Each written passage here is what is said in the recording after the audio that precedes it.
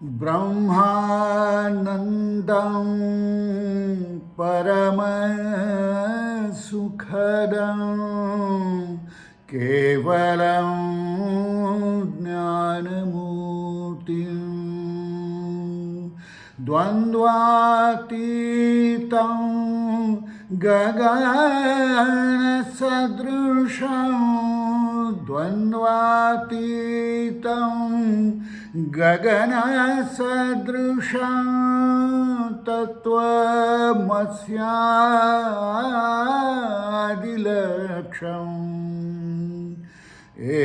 एकनित्यं विमलमचलम् एकनित्यं विमलमचलं सर्वधी साक्षिभूतं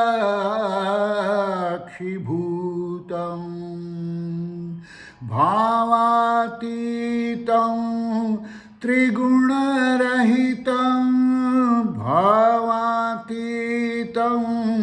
त्रिगुणरहितं सद्गुरुं तं नमामि सद्गुरुं तं नमामि सद्गुरुं तं नमामि। श्री गणेशाय नमः, श्री सरस्वत्यै नमः, श्री कुलदैवतायै नमः, श्रीपाद श्रीवल्लभाय नमः, श्री नरसिंह सरस्वत्यै नमः।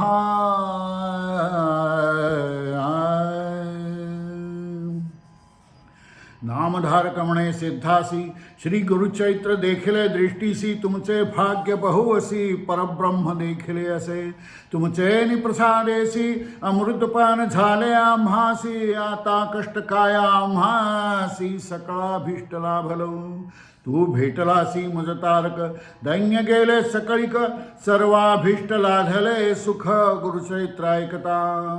अशा प्रकारे सिद्ध आणि नामधारक यांचा संवाद चालू आहे। एक एक कथा उचलून श्रीगुरूंचं गुणगायन चालू आहे, स्तुती चालू आहे। परमेश्वराची स्तुती करणार नाही तर कोणाची करणार? प्रत्यक्ष त्रिवर्ग ज्या ठिकाणी उपस्थित आहेत असे ते श्रीगुरू। मागे कथानक सांगितले, श्रीगुरू संगमाशी राहिले, पुढे काय वर्तले ते सांगावे दाता। आता त्यानंतर श्रीगुरू संगमावर राहत आहेत। सिद्ध म्हणे नामधारकासी, ऐकवत्सा विस्तारेसी, विचित्र झाले येरे दिवशी एकचित्ते परियसा। नंदीनामा एक ब्राह्मण, सर्वांगी श्वेत कुष्ठ जाणा, अंबा तुळजापुरा जाऊन वर्षे 3 आराधली। नंदीनामाचा एक सर्वांगी कुष्ठ झालेला असा एक ब्राह्मण, जो तुळजापूरला अंबा भवानीच्या सेवेसाठी 3 वर्ष राहिलेला होता। आणि मग 3 वर्षानंतर त्याला स्वप्नामध्ये देवी आली आणि तिने सांगितलं की जगदंबेचा निरोप घेऊन आला चंदला परमेश्वरी।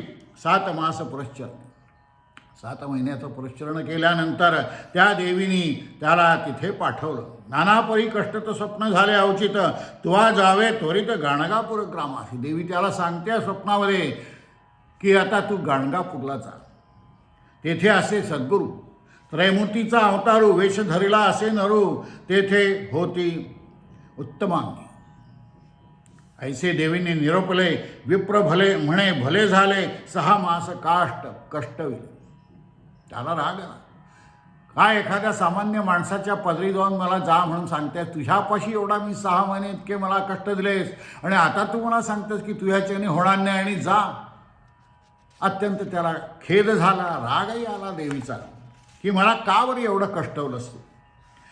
जरी तुझे हाती नव्हेची जगन्माता तुळजाभवानी, तिचा निरोप घेऊन आलो, तुझपाशी ठाकोनी तू दैवत म्हणून या। देवपण ठाऊके झाले, आम्हासी निरोप दिधले, मनुष्यापाशी जा म्हणून सांगितले, तुझे नोहे काय। एवढी तू देवी, तुझं देवी पण समजलं मला, आता तू मला सांगतेस की जा मनुष्यापाशी। विश्वास पातलो तुझपाशी, तो मनुष्यासन्निध धाडसी, सीमा झाली देवपणास। भाग्य माझे म्हणत असे, तुझ्या देवपणाची सीमा झाली आणि मला आता तू सांगतेस की आता तू जा एका मानवाजवळ जा, मनुष्याजवळ जा, मनुष्यापाशी जा म्हणावासी लाज नये तुम्हासी कैसी ओळखले म्या तेवपणासी उपवासी 7 महिने. मग मला एवढा 7 महिने उपवास कशाला करायला लावलास? पहिलेच जरी निरोप देती इतके कष्ट कासया होत दुराशा धरली चित्त परमेश्वरी म्हणून. परमेश्वरी म्हणून तुझ्यावर मी विश्वास ठेवला, मग एवढे कष्ट मला कशासाठी देवोस? अथवा दुःख करीतसे ब्राह्मण मागुती पुरश्चरण करीन म्हणे तो द्विज. म्हणे मज बरवे होणे अथवा आपला प्राण देणे ऐसे बोलून निर्वाणे विप्र धरणे बसलो. मी नाही जाणार, आता प्राण गेला तरी चालेल. पुनरपी स्वप्न ते असी तसेची होय. पुन्हा पुन्हा त्याला तेच स्वप्न पडलं. आणि का समस्त भोपी अशी. इतकंच नव्हे तर आजूबाजूला जे पुजारी होते त्या मंदिरामध्ये, त्या मंदिरांनाही अशा प्रकारचे स्वप्न पडायला लागले की तेणीचपणे निरोप होय. समस्त भोपी म्हणते ते असी अजी स्वप्न झाले आम्हासी. छळ न करी का देवीसी निरोपासारखा जायवय. आता तू देवीचा छळ करू नकोस. देवीनी तुला निरोप दिलाय. इतकंच नव्हे तुला दिला पण आम्हालाही सांगितलंय की तुला असा असा निरोप दिलेला आहे. तेव्हा आता देवीचा छळ करू नकोस. ताबडतोब इथून गाणगापूरला जा. तू जरी आता न जाशी आम्हा आज्ञा झाली अशी बाहेर घालवू तुझशी देवालयात. आता आम्हाला अशी आज्ञा झालेली आहे देवीची. देवीची आज्ञा पाळणं आमचं भाग आहे. जर तू ऐकलं नाहीस तर धक्के मारून तुला आम्ही या देवीच्या देवळाच्या बाहेर काढू. इतके झाल्यावरी पारण केले द्विजवरी पूजा करून नानापरी निरोप घेऊन निघाला. काही त्याला इलाज नव्हता. त्यामुळे निरोप घेतला त्याने आणि मग तो गाणगापूरला आला. गाणगा ग्रामाशी आला. मठात पुसू लागला. भक्तजन सांगती त्याला संगमी आहेत श्रीगुरु. विचार लागला की कुठं आहेत श्रीगुरु, कुठं आहेत? तर त्याला तिथल्या लोकांनी सांगितलं की जा, ते आत्ताच संगमावर गेलेले आहेत. इतके अवसरी श्रीगुरु आले साक्षात्कारी. ग्रामलोक द्विजाते वारी दूर हो सम्मुख. त्या द्विजाला दूर केलं आणि सगळ्या जणांनी श्रीगुरूंना वाट करून दिली. श्रीगुरू आले मठात. द्विज उभा होता तेथं भक्तजन सांगती मात विप्र आलाय असे. सर्वांगी कुष्ठ असे श्वेत स्वामी दर्शना आलो म्हणत श्रीगुरू म्हणते आपण जाणत संदेह रूप आला. श्रीगुरू म्हणतात मला माहिती आहे, परंतु तो मनात संदेह घेऊन आलेला आहे, शंका घेऊन आलेला आहे. शंका आली तिथे सगळं संपलं. खूप अत्यंत श्रेष्ठ आमची निष्ठा आहे असे सांगणारे अनेक लोक माझ्या पाहण्यात आहेत की वेळ आली की त्यांच्या मनात शंका उत्पन्न होते, विश्वास नसतो. मी अशी अनेक उदाहरणं व्यवहारात बघितलेले आहेत की आम्ही सर्वश्रेष्ठ फक्त म्हणणारे, परंतु वेळ आली की घेऊन जाणारे आणि ती भक्ती त्यांची त्या क्षणी डळमळीत होते. श्री गुरु म्हणती आपण जाणत संदेहरूप आलास. म्हणती बोलवा भटात भक्त गेला धावत. त्या द्विजाते पाचारित आला विप्रांगणे. त्याला घेऊन आले अंगणामध्ये. द्रोण देखले श्री गुरु. नमस्कार करीत लोळे भूमीसी. श्री गुरु म्हणती तयासी संदेहरूपे आलासी. देवीपाशी का न गेलासी? मनुष्यापाशी येणे कायसी संदेह धरिला मानसी. आहे ना तुझ्या मनात असं की देवीपाशी गेलो आणि तिने मला तुझ्याकडे पाठवला, हा संदेह तुझ्या मनामध्ये आहे आणि त्यामुळंच तुझी कार्यसिद्धी होत नाही. ऐसे वचन ऐकोनी साक्ष आली आपुले मनी. क्षमा करणे स्वामी म्हणून लोटांगण. त्याला लगेच समजलं की ज्या अर्थी यांना हे सगळं माहिती आहे त्या अर्थी हे त्रिकाल ज्ञानी आहेत. म्हणे स्वामी आपण तमांध. स्वामीचे दर्शने झाले शुद्ध. अज्ञाने वेष्टिलो मतिमंद. नेणे परिब्रह्ममय. स्वामी माफ करा, अज्ञान असल्यामुळे माझ्या हातून हे घडलेलं आहे. तू साक्षात वस्तू म्हणून नेणो आपण तमोगुणी. आजी दिवस माझा सुदिनी दर्शन झालो पुढे. तुमचं दर्शन मला आज झालं, मी पवित्र झालो. पापकर्मे पापी आपण पापात्मा नेणे खुण. पापे संभवलो निर्गुण शरण आलो तुझ्यापाशी. हे माझ्या पापांचंच आहे हे मला माहिती आहे आणि म्हणूनच मी तुला आता शरण आलेलो आहे. तू भक्तजनांचा आधार आहेस आणि शरणागताला अभय देणं हे तुझं काम आहे. ब्रीद वानिती चराचर हे नरसिंह सरस्वती. अजी माझे कर्म गेले परब्रह्म डोळा देखिले. मनोरथ माझे पुरले कृपासागरा यतिराया. तू भक्तजन कामधेनू मनुष्य देही अवतरोनी. तुझा पार जाणे कवणू त्रैमूर्ती तूच होशील. तुला आदी अंत नाही, तू स्वतःच त्रैमूर्ती आहे याची मला खात्री आहे. जैसी सगरा कारणे गंगा पावन करावया आली जगा तैसे भक्त सेवक वर्गा तारावया अवतरला असे. त्यामुळे भक्तजनांचा उद्धार करण्यासाठी तू हा देह धारण केलेला आहेस. व्याधी आपले व्रतबंध झालिया विवाह झालियावरी उद्भवली व्याधी आपले शरीरी स्त्री राहिली माहेरी स्पर्शू नये शरीर म्हणे. आपलं व्यथा तो सांगायला लागला, माझा व्रतबंध झाला, विवाह झाला आणि मग त्यानंतर मला ही व्याधी उद्भवली.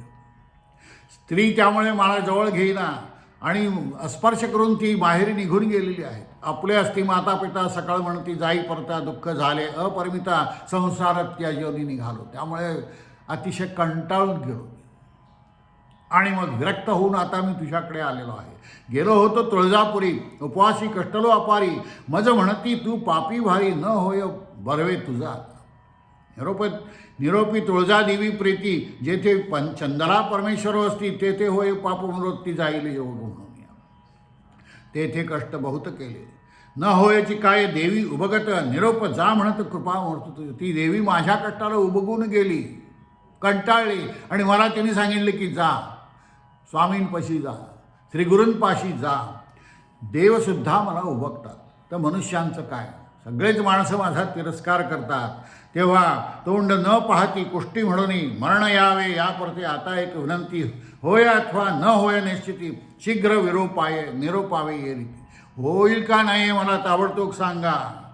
आणि जर नाही असेल तर चाड नाही या देहाची प्राण देईन साक्ष तुमची तू रक्षक माऊली शरणागताची निरोपावे दाता. अतिशय निराश होऊन गेलेला, अगदी टोकाच्या भूमिकेत जाऊन तो म्हणला की होणार नसेल तर मी आता माझा जीव देणार. जैसे देवी चाळविले आशा बद्धते गोविले निदानी मज सोडिले तैसे न करी दाता. देवीने माझी परीक्षा पाहत शेवटी मला तिथून काढून टाकलं. तसं मात्र तुम्ही करू नका श्रीगुरुनाया. ऐसे करुणावचन ऐकोनी गुरु बोलती हासून बोलावला सोमनाथ ब्राह्मण निरोप देती याते न्या संगमासी. 4 लोकांना शिष्यानं बोलावलं आणि सांगितलं की या सोमनाथाला आता तुम्ही संगमावर घेऊन जा. त्वरेने संकल्प सांगोनी स्नान करावे पुष्पर जेवणी अश्वत्था प्रदक्षिणा करवोनी वस्त्रे टाका दूर याची. याला स्नान घाला, याची वस्त्र दूर टाका आणि याला अश्वत्थाला प्रदक्षिणा घालायला सांगा आणि मग त्याला नवीन वस्त्र द्या. शीघ्राणा पाळण्याशी ऐसा निरोप देती त्याशी. आणि एवढं झालं की त्याला पाळण्यासाठी इथे परत घेऊन या. स्नान करोनी बाहेर आला शरीरवर्ण पालटला अश्वत्थ प्रदक्षिणा केल्या सुवर्ण झाले सर्वांग. दया आली शेवटी गुरुना आणि मग त्याचं अंग जसं स्नान करून तो बाहेर आला पाण्याबाहेर तसं त्याचं सुवर्णांग झालं. वस्त्रे देती ब्राह्मणासी जीर्ण वस्त्रे टाकीती दुरेसी जेथे टाकली भूमीसी क्षारभूमी होय. जुनी वस्त्र जिथे टाकली ती क्षारभूमी होऊन गेली. सांगा ते देवने द्विजासी सोमनाथ आला मठासे चरणावरी घातले त्यासी. सर्व लोक विस्मित. सर्व लोकांना अत्यंत आश्चर्य वाटलं की जाताना हा कसा होता आणि येताना हा काय स्वरूपात परत आलेला आहे. नंदीरामे केला नमस्कार. संतोषे स्तोत्र करिया पर हर्षे झाला असे निर्भर लोळत असे पादुकावर. श्रीगुरु प्रसिद्धितयासी तुझी मनकामना झाली परियसी सर्वांग आहे कैसे त्यासी अवलोकनी पाहे. तुझी मनोकामना ते इच्छित जे तुझ्या मनात होतं ते तर पूर्ण झालेलं आहे. तरी पण एकदा तुझं शरीर पाहून घे, सर्व अंग पाहून घे. अवलोकनी पाहे म्हणती. सर्वांग पाहता बरवे झाले तावन मात्र जंघेसी राहिले. सर्वांग अतिशय चांगलं झालेलं होतं पण पोटरीवर थोडंसं राहिलं होतं. पाहता मन त्याचे भ्याले. आली कुशंका पुन्हा मनामध्ये. म्हणे स्वामी असे की थोडे तुझी कृपादृष्टी झाली असता थोडे राहिले केवी अर्था करीत असे दंडवता. की तुमची एवढी कृपा होते आणि मी हे एवढं कसं काय राहिलं स्वामी. तर त्याला गुरुमूर्ती सांगतात. गुरुमूर्ती निरोपिती त्यासी तू संशय धरून आलासी मनुष्य काय देईल म्हणसी तेणे गुणे राहिले. तुझ्या मनात थोडासा संशय होता, त्या संशयामुळे हे थोडंसं राहिलेलं आहे.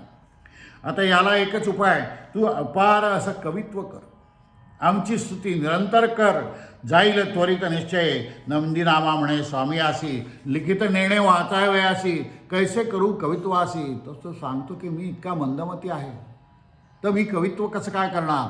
काय जाणे कवित्वरी ती नाही मज काव्य व्युत्पत्ती स्वामी ऐसा निरोप देती. म्हणून चरणी लागला. श्रीगुरु म्हणती त्या द्विजासी मुख उघडी काढी जिव्हेसी, विभूती प्रोक्षिता तयासी ज्ञान उपजले ब्राह्मणात. श्रीगुरु त्याला जवळ बोलतात, तोंड उघडायला सांगतात, जीभ बाहेर काढायला सांगतात आणि त्या जिभेवर विभूती टाकतात आणि त्याच क्षणी ज्ञान उपजले ब्राह्मणात. अत्यंत ज्ञानी असा तो झाला. चरणावरी ठेविला माथा, उभा केले स्तोत्र म्हणता, म्हणे स्वामी मी नेणता सेवेशी नाही आरणक. मायापाशी वेष्टिलो बुडत होतो संसार गहनी, आठवण न करी कधी म्हणे. आणि मग त्याला सगळं आठवलं की मी काय काय केलं आत्तापर्यंत, संसाराच्या मायेत कसा गुंतवलं. 84 लक्ष इतक्या योनीत होऊन गेल्या, पण परमेश्वराचं नाव कधी तोंडी आलेलं नाही. इतक्या जन्म पावलं पशुयोनीचे, अनेक योनींचं सगळे तो मग त्या ठिकाणी तो वर्णन करतो. आणि मग समस्तामध्ये जन्म एक, ब्राह्मण जन्म विशेष काय करावे, होऊन मूर्ख गुरुसोय नेणता नर. मला माहीत नाही तर काय करू, अज्ञानात सगळं झालेलं आहे. मातेचे शोणित पित्याचे रेत संपर्क झाला जननी गर्भात. आणि मग त्या गर्भाच्या वेगवेगळ्या अवस्थांचं वेगवेगळ्या महिन्यात कसं कसं परिवर्तन होत जातं, याचं वर्णन या गुरुचरित्रात श्रीगुरूंनी केलेलं आहे. देखील नाही तुझे चरण या मग जोनीद्वारे जन्मलो. तोपर्यंत तुझं कधी बघितलं नाही. उपसदाची आपणाशी आयुष्य लिहिले ललाटाशी, अर्ध गेले वृथा निद्रेसी रात्री निद्रा मानवा. उरल्या आयुष्यात देखा 3 भाग केले ऐका, बाल यौवन वृद्धपण निका निर्वाण केले द्यावे. सगळं आयुष्य अर्ध माझं झोपण्यात गेलं, सगळ्यांचंच आता सर्व मानव जातीचं. आणि मग 3 भाग केले त्यात बाल यौवन आणि वृद्ध. बाळपणी आपणासी कष्ट झाले बहुअसी, मज घाली ती पाळण्यासी मलमूत्रात लोळत असे. काही अज्ञान होतं, छोटं माझं मला काही करता येत नसे, मलमूत्रामध्ये सुद्धा मी पडून राहत असे. तेव्हाचं दुःख जर आठवलं त्या लहानपणीचं तर मला अत्यंत कष्ट होतात, हृदयस्फोट होतो. काय सांगू गुरुनाथा, नाना आपदा भोगिल्या. शयनस्थळी मळमूत्रात निरंतर असे लोळता, आपली विष्ठा आपण खात, अज्ञान तिमिरे वेष्ट. सगळं वर्णन एक अवस्थात सद्गुरूंनी इतकं सुंदर केलेलं आहे की तरीही आपल्याला या देहाचा मोह आवरत नाही. हा देह म्हणजे काय, कसा मलमूत्राने वेष्टित झालेला आहे, कसं आपल्या कसे कष्ट भोगावे लागतात, किती काय विपत्ती येतात, या सगळ्याचं वर्णन माहिती असतं आपल्याला. तरीही आपला मोह देहाचा काही जात नाही. क्षुधाक्रांत होय बहुत, मग म्हणती पोटयाचे दुखत अंगुलिया घालीन मुखात औषध मदस घालत. एक जे काही वर्णन केलेलं आहे हे अतिशय. नंतर घाली ती पाळण्यात पालविती हलविती, पर्यंदे गात क्षुधाक्रांत रुदन करीत, म्हणती रुदन करीते बाळ मुखी शिंपित कांजिते. रक्षा बांधिती मंत्रवनी केवळ, नेणे माता भूक माझी, पाळण्या घालिती कौतुक, प्रावरणाता अत्रा वृश्चिक, मारी तसे पाठीसी डंक. खाली विंचू असला तो डंक मारला तरी समजत नाही की आईला वाटते कशामुळे हा रडून राहिला. स्तनपान मज करविती, वृक्षिक विष नेणता. वृक्षिक विष आहे आता त्यांना समजतही नाही. इतके दुःख वेगवेगळ्या प्रकारचे वेगवेगळ्या ह्याचे मी भोगलेले आहेत.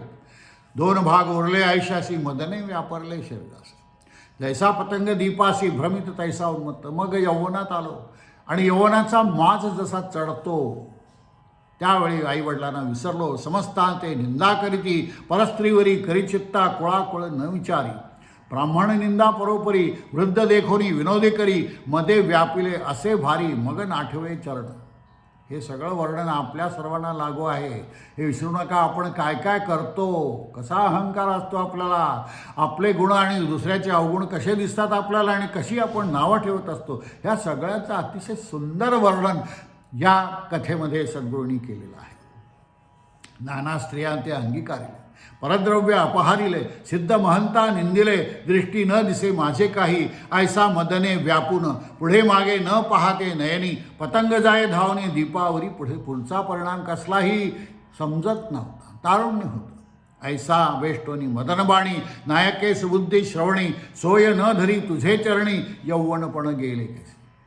अवृद्धपण आले शरीरासी, उबग होय स्त्री पुरुषासी, श्वासोश्वास कपेसी, सदा खोकला मज होय. वृद्ध झाल्यानंतर त्या अवस्थांचं वर्णन ते करत आहेत की वृद्धपणा आल्यानंतर सगळ्या स्त्री पुरुषांना माझा उबग येतो, कारण मी खोकत असतो.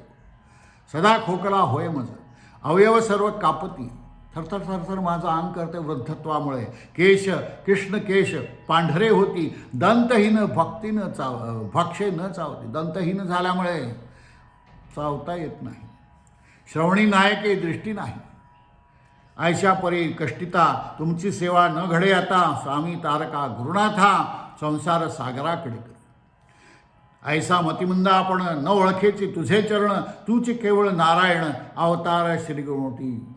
छान झालं माझी तुमची भेट झाली आणि हे सगळं मला समजलं की आतापर्यंत मी काय काय केलं आणि काय काय करणार होतो. तुची विश्वाचा तारक धरोनिया नरवेश देख त्रैमूर्ती. तुचे एक परब्रह्म गुरुनाथा. दिवांग नेणती तुझं लोक. तुची विश्वाचा पाळक मी किंकर तुझा सेवक. संसार सागरी तारी म्हणा. आता या संसार सागरातून तूच मला तारशील यात मला आता काही शंका नाही. ऐसे नाना परी स्तोत्र करीत असे नंदीनामा पवित्र. जन पाहती विचित्र त्याची म्हणे नंदीनामा. त्याचं नाव नंदीनामा झालं. ऐका होत समस्त जन श्री गुरु परब्रह्मवस्त. आपण केले पाप बहुत दर्शन मात्र सर्व गेले. जी काही पापं केली होती श्री गुरूंच्या दर्शनामुळेच सगळी नष्ट झाली. जैसे तृणाचे बनविसी अग्नी पडता गत्ती जैसी. गुरुकृपा होय जयासी पाप जळे येणे. ज्याच्यावर गुरूंची कृपा झालेली आहे त्याची सर्व पाप भस्मसात झालेली आहेत. चरणम पवित्रम वितत पुराण. ऐसे बोले वेदपुराण. सेवा सेवा हो गुरुचरण. गुरु वेगळा देव नाही. ब्रह्मदेवे आपण देखा दुष्टाक्षरे लिहिली ऐका. तैसे हे होयनिका श्री गुरुचरणी लागता. ब्रह्मदेवानी जी काही दुष्टाक्षरं आपल्या नावाने लिहिलेली आहेत श्री गुरूंच्या चरणावर पडल्यानंतर ही सर्व नाहीशी होतात. जवळी असता निधान कान ओळखा तुम्ही जन. सरस नरसिंह सरस्वती कामधेनू भजा भजा हो म्हणत असे. इह सौख्यदाता अनेक अंती पावे वैकुंठ लोक. संदेह नाही होईल सुख सत्य सत्य बोल माझे. नंदीनामा स्तोत्र करीत श्री गुरु संतोष अत्यंत भक्ता. ते निरोप देत कवीश्वर म्हणावे असे. त्याचं नाव कवीश्वर झालं नंदीनामाचं. कवीश्वर नाम तयासी निर्धार केला भरवसी. ऐसे कृपेने बोलते त्यासी ऐकोनी चरणी लागला. शेष होते जंघेवरी तात्काळ गेले दुरी. जसा संशय जो काही थोडाफार होता तोही नष्ट झाल्याबरोबर जंघेत जे काही थोडंफार कुष्ठ उरलेलं होतं तेही नष्ट झालं. नंदीनामा आनंद करी राहिला सेवा करीत देखा. सिद्ध म्हणे नामधारकासी गुरुचैत्र परियेसी. कवी नरसिंह नामेसी तोही राहिला गुरुसेवे. गुरूंच्या सेवेसाठी गुरूंच्या सेवेमध्येच काव्य करत स्तोत्र करत त्यांनी पुढचं सगळं आयुष्य घालवलं. नामधारक म्हणे सिद्ध म्हणे दुसरा कवी नरसिंह म्हणून. कवी झाला श्री गुरुभवनी. कवीश्वर सांगा माझा. ते विस्तारवणे आम्हासी. सांगा स्वामी कृपेसी. वांछा असे मानसी गुरुचरित्र ऐकावया. नामधारकाचं काही पोट भरत नाही. कितीही कथा सांगा एकापेक्षा एक गोड आणि सुरस अविट अशा या सर्व कथा असल्यामुळे पोट काही ऐकून भरत नाही. तो म्हणतो अजून पुढे काय झालं. म्हणे सरस्वती गंगाधर पुढील कथेचा विस्तार ऐकता होय मनोहर. नामस्मरण कामधेनू. इति श्री गुरुचरित्रामृत सिद्धमुनी संवादत कवीश्वराख्यान येथ निरोपिले प्रेमळ. काषाय वस्त्रम करदंडधारिणं कमंडलुं पद्मकरेण शंखं चक्रं गदाभूषितभूषणाढ्यं श्रीपादराजं शरणं प्रपद्ये. सद्गुरु श्री नरसिंह सरस्वती स्वामी महाराज की जय. सद्गुरुभ्यो नमः. सद्गुरुभ्यो नमः. सद्गुरुभ्यो नमः.